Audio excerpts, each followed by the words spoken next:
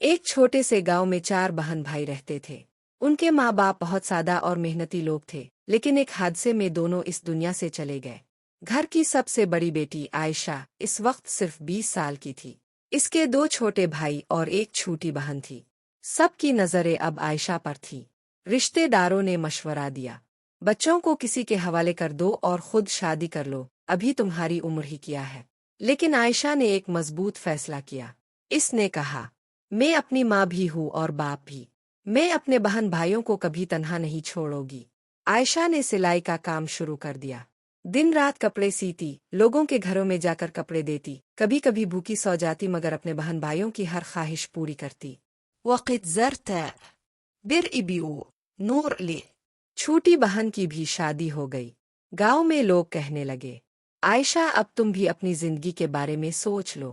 آخرکار ایک شریف اور نیک لڑکے کی طرف سے عائشہ کے لیے رشتہ آیا۔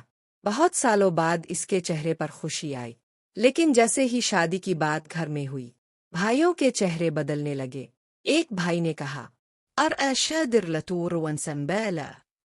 دوسرے نے کہا، لو اس عمر میں شادی۔ چھوٹی بہن نے بھی خاموشی اختیار کر لی۔ عائشہ خاموشی سے سب سنتی رہی۔ اسے یاد آیا وہ دن جب وہ سب کے لیے راتوں کو جاگتی تھی، جب خود نئی عید کے کپڑے نہیں لیتی تھی مگر بہن بھائیوں کے لیے لیتی تھی۔ اس کی آنکھوں سے آنسو بہنے لگے۔ اس نے صرف اتنا کہا، جب تم چھوٹے تھے تو میں نے کبھی نہیں سوچا کہ لوگ کیا کہیں گے، میں نے صرف یہ سوچا کہ میرے بہن بھائی خوش رہے۔ آج اگر میں اپنی خوشی کے بارے میں سوچ رہی ہوں تو کیا میں غلط ہوں؟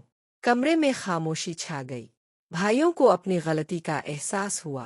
انہیں اپنی بہن کی قربانیاں یاد آ گئیں۔ آخرکار سب نے مل کر اس کی شادی بڑے دھوم دھام سے کی۔ رخصتی کے وقت بھائی رو رہے تھے۔ عائشہ نے مسکرا کر کہا، رشتے قربانی سے بنتے ہیں مگر محبت سے قائم رہتے ہیں۔